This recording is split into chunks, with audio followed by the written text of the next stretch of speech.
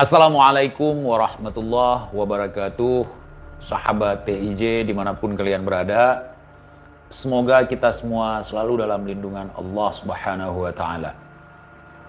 Salam persaudaraan dari Aceh buat teman-teman yang ada di seluruh Nusantara, dari Sabang sampai Merauke, dari Miangas hingga Pulau Rote. Selamat malam, saudara. Ini kan teman-teman meminta saya untuk membahas gitu. Tuku Muda Qori itu tidak masuk di dalam orang-orang yang program saya. Mohon maaf. Muda Qori ini tidak masuk di dalam orang-orang yang saya program. Bahkan orang-orang yang saya program pun tidak tahu kalau saya sedang mengatur strategi. Paham teman-teman yang udah lama ngikutin TIJ? Yang baru-baru mungkin makanya saya kasih tahu. Saya memanfaatkan potensi, bukan memanfaatkan orang. Paham ya? Saya memanfaatkan potensi. Kiai Imad, seorang kiai, faham tentang ilmu nasab, faham tentang kitab-kitab, faham tentang sejarah. Jadi saya memasukkan beliau ke dalam program. Beliau nggak sama sekali nggak tahu. Terpaksa saya bocorin sedikit. Dan Qori tidak ada. Qori itu ibaratnya dalam dunia olahraga bukan pemain, bukan wasit, bukan pelatih. Dia itu cheerleader. Penonton juga bukan. Dia itu penari. Kalau dalam tinju itu yang bawa nomor. Enggak juga sih, kalau yang bawa nomor itu enggak, itu penting. Enggak, cheerleader. Cheerleader kalau dalam pertandingan sepak bola atau basket. Main basket, bola voli, itu Qori cheerleader. Karena dari awal, kita nggak suka dengan orang yang mengatasnamakan dirinya ulama, tapi tidak santun. Walaupun saya mulutnya seperti mulut gorong-gorong yang keluar limbah, kan saya bukan ulama, saya bukan kiai, saya bukan gus, saya bukan habib, saya bukan seorang ustadz, saya bukan seorang ulama. Saya orang yang tersesat di jalan yang terang.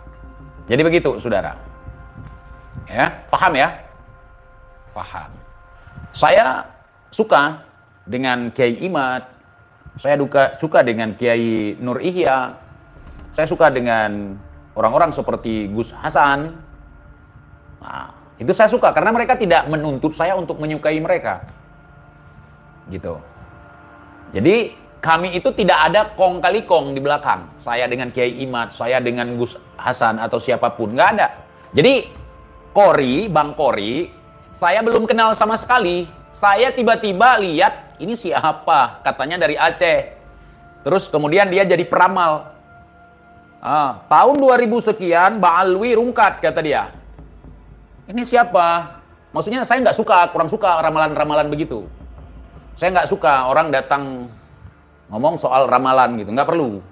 Kemudian dia sering buat konten ya kan, sering live, kemudian di TikTok, bahkan dia berdebat dengan teman-teman di Aceh, dengan santri segala macam. Ya caranya seperti itu.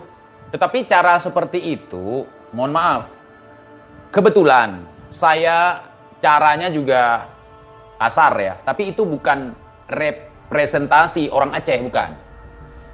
Apalagi berbau ulama, nggak mungkin seperti itu. Saya tidak mewakili Aceh, begitu juga Qori tidak mewakili Aceh. Begitu. Tetapi Qori ini tidak termasuk di antara orang-orang yang saya set. Paham nggak?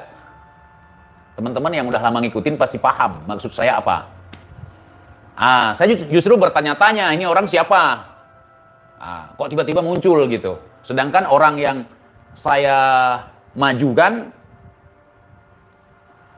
nggak ada yang nama Qori gitu, nggak ada juga yang dari Aceh gitu.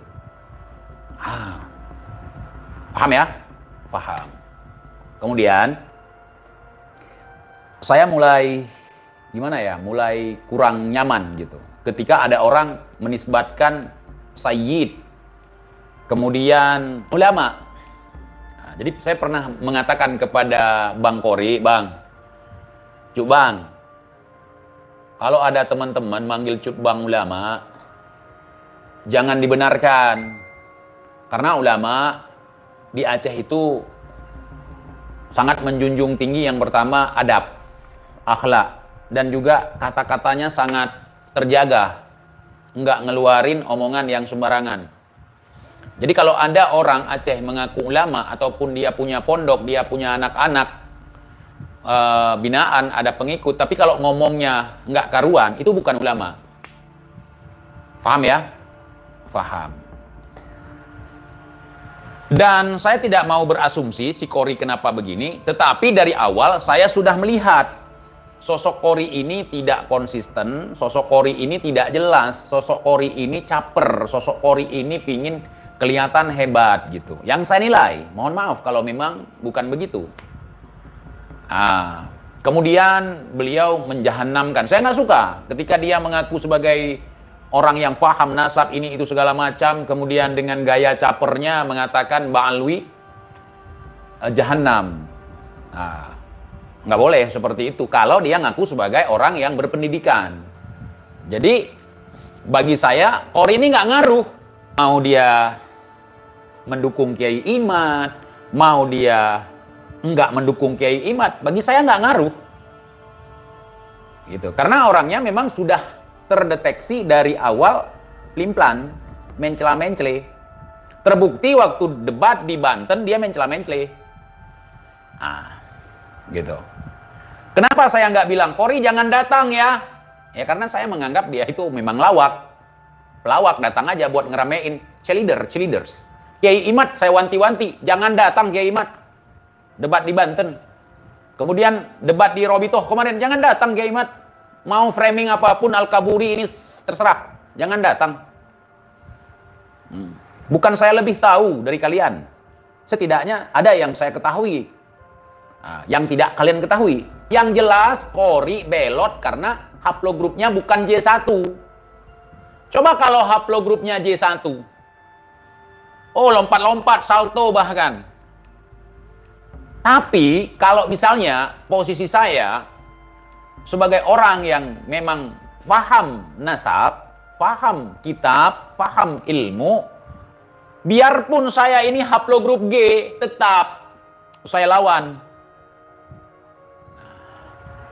Seharusnya Teguh Muda Qori, bukan Teguh lah, gue nggak tahu dia Teguh dari mana. Said lah dia, Teguh lah dia, gue nggak tahu dari mana ya. Cuman gue bilang sama ini, Bang Qori, kalau L itu justru bagus Bang Qori. Haplogrup L, tinggal nyari satu lagi B. BL, itu plat nomor di Aceh. Udah cocok itu. Kalau dipakai ilmu cocok logi. Jadi saya menganggap beliau sebagai cheerleaders. Di saat ada pertandingan, kemudian beliau datang masuk sebagai cheerleaders dan juga pelawak. Selebihnya tidak.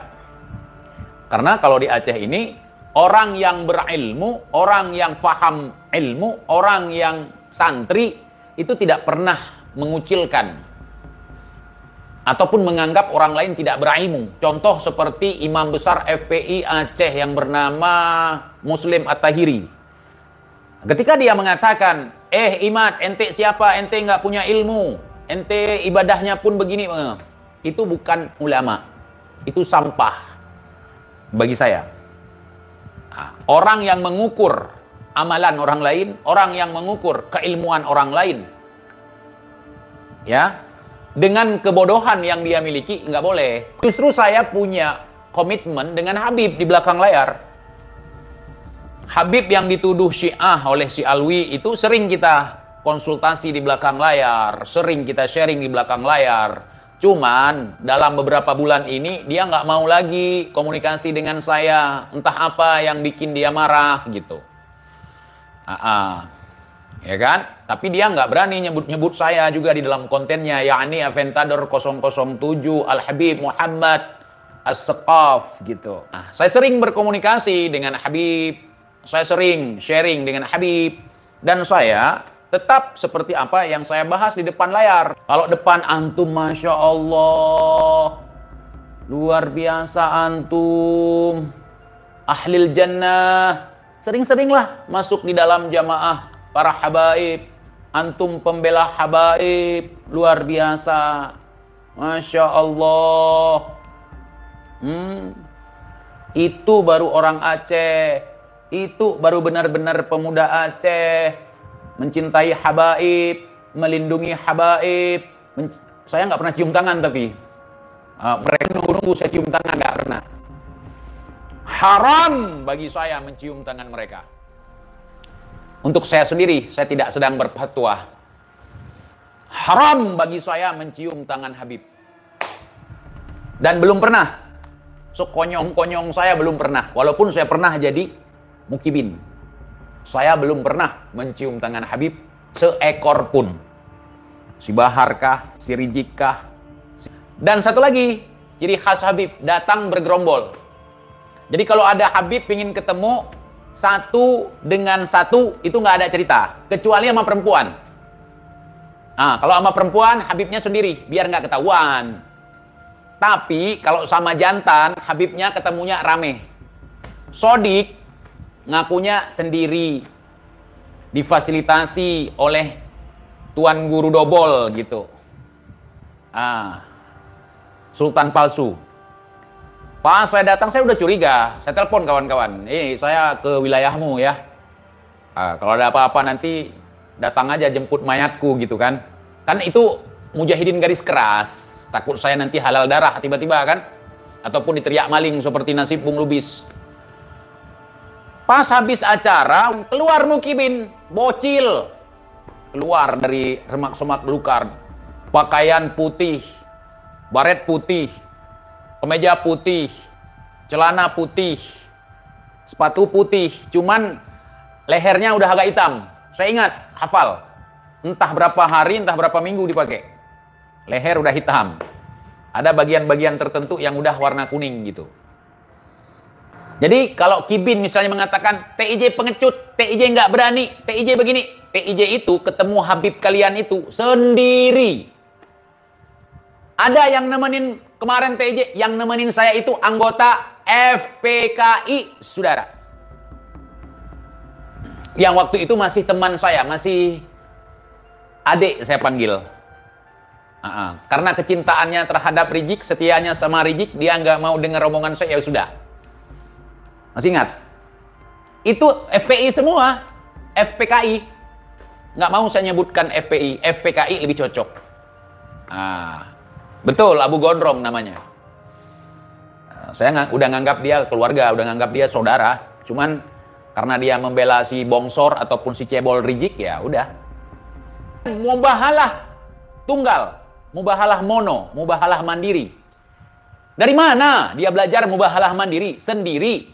Mubahalah itu nggak ada di dalam syariat kita. Sumpah laknat itu harus menghadirkan 2 orang, Nyil. Cebol. Itu. Kemudian dia mengaku sebagai pejuang pemberani. Anak dari pahlawan, entah siapa bapaknya yang pahlawan. Ketika menghadapi masalah, ya kan, dilaporkan, kemudian kabur. Boro-boro tanggung jawab, boro-boro bertanggung jawab. Dengan framingan, dia dikriminalisasi. Fitnah yang sangat keji, kurang ajar, biadab. Dia yang biadab dan kurang ajar. Sekalipun itu fitnah, kalau kamu bertanggung jawab, kamu siap mempertanggungjawabkan, bukan kabur. Justru ketika kamu kabur, kita semakin yakin. Saya tanya sekali lagi, jawab yang jujur. Kalau orang yang tidak salah, kira-kira takut tidak? Takut tidak? Takut tidak? Kalau orang benar, kira-kira takut tidak? Takut tidak? Tidak, saudara. Tidak. Kira-kira kalau nggak salah, kabur tidak? Kabur tidak? Kabur tidak? Tidak, saudara. Apalagi pimpinan mujahidin yang diakui oleh bumi dan langit. Beliau itu punya pasukan 7 juta umat. Beliau itu punya garomah. Beliau itu wali. Beliau itu orang yang mewarisi akhlak dan fisik daripada Nabi. Jasad daripada Nabi. Beliau warisi akhlak, jasad Nabi. Khalqan wa khulqah. Kenapa beliau kabur? Beliau sedangkan dalam cerita dikisahkan oleh orang yang mengisahkan suatu ketika kalau beliau mengizinkan maka istana negara dikepung, saudara. Kalau istana negara bisa kau kepung, kenapa kau kabur? Kenapa kau kabur kalau mengepung istana saja kau bisa? Coba, saya mengajak kalian berpikir. 7 juta umat bisa dikomandoin, bisa memutihkan Jakarta, bisa memutihkan Tugu Monas. Giliran mutihkan si Pirja kabur. Kalau engkau nggak salah, ngapain kabur? Kemudian ngaku-ngaku ditampung sama raja. Tahu-tahu overstay. Terus buat drama bahwa umat Islam merindukan Habibana. Pulanglah ya Habibana. Suruh nangis-nangis Mukibin. Ya Habibana, pulanglah ke Indonesia. Kami hari ini seperti anak haram di hari akhirat. Yang tunggang langgang, yang kebingungan. Pulanglah ya Habibana. Kamonyo kalagi anu baju umroh akhirat kata he gante musanga kena musanga gede. Ya Habibana, ya Imamuna. Kami rindu. Pulanglah. Terus digoreng. Karena banyaknya umat Islam di Indonesia yang merindukan Habibana, yang meminta Habibana pulang. Pulanglah dia, padahal overstay. Kita tinggal di negeri orang dalam jangka waktu yang lama, kita bisa dideportasi. Itu playing victim yang mereka mainkan. Kemudian, Kibin-Kibin nggak datang, si Bahar ngamuk. Mana kalian yang katanya cinta kepada Habibana Rizik bin Hussein bin Silak Al-Kaburi? Kenapa di saat Habibana pulang kalian justru nggak datang? Ngamuk dia, marah-marah sama Kibin. Kibin, maafkan sana, begini, begitu. Coba kalian simak rentetan kejadian. Betul tidak? Betul tidak? Betul tidak? Saya memantau. Dalam 5 tahun ini saya memantau. Ya Masya Allah, saudara. Doanya nggak pernah dikabulkan sama Allah. Mendukung Pak Prabowo. 2 periode Pak Prabowo kalah. Ya Rob, inilah presiden kami ya Rob. Menangkan dia. Enggak lah. 2 periode kalah. 1, 2, suara dicoba. Imamul Jadi saudara, Qori itu tidak membawa pengaruh apa-apa. Untuk tesis Kiai Imam, kita udah tahu, sama-sama udah tahu kualitasnya. Dia sama Bahar settingan. Saudara, dia cari muka, dia ketakutan. Dihadang di mana-mana. Jadi orang seperti itu bukan ciri khas, dia akan sebut-sebut saya bangsa Aceh begini begitu. Bangsa Aceh bukan penakut. Diancam seperti itu saja sudah belot. Paham ya? Paham. Gitu aja udah belot dia.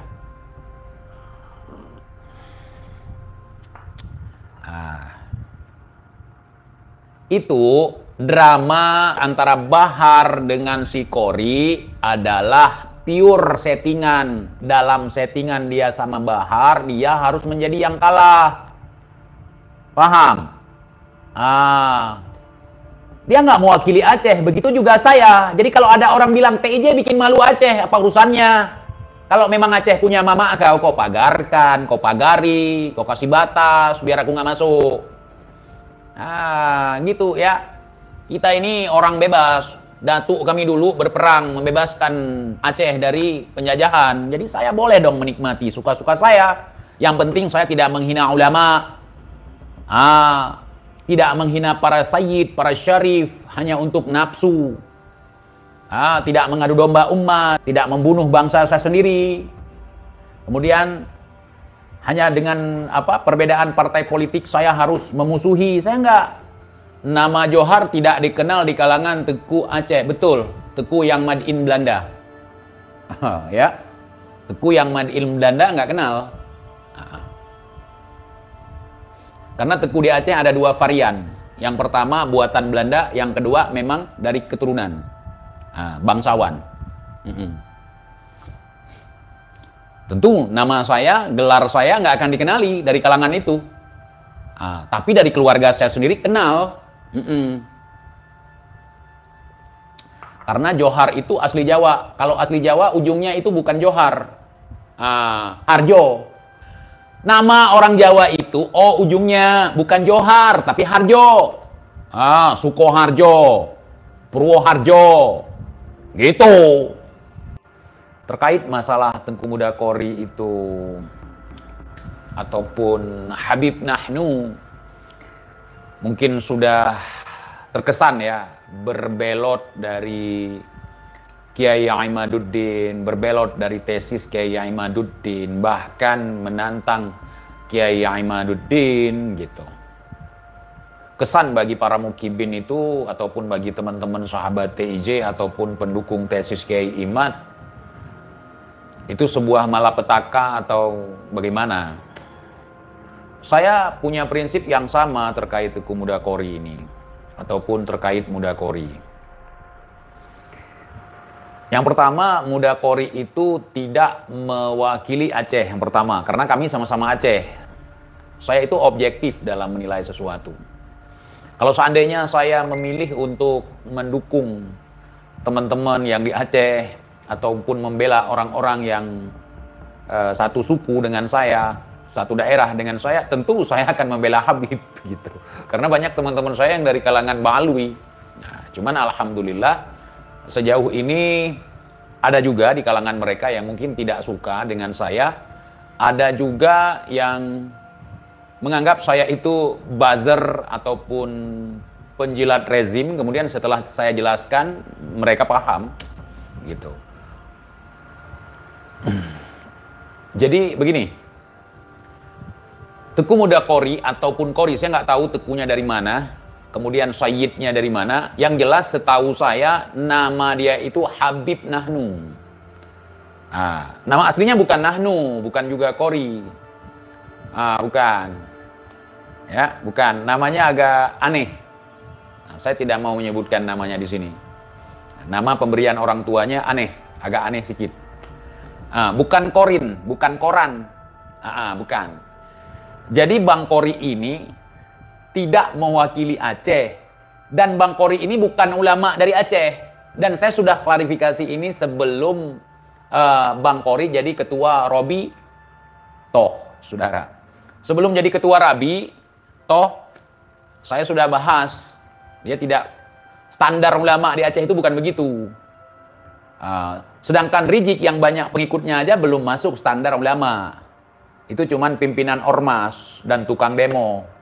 Kalau saya melihatnya lebih kepada provokator gitu. Kalau bagi saya, Kori itu dari dulu memang Habib. Dia kepingin sekali jadi Habib. Dulu di TikTok namanya Habib Nahnu.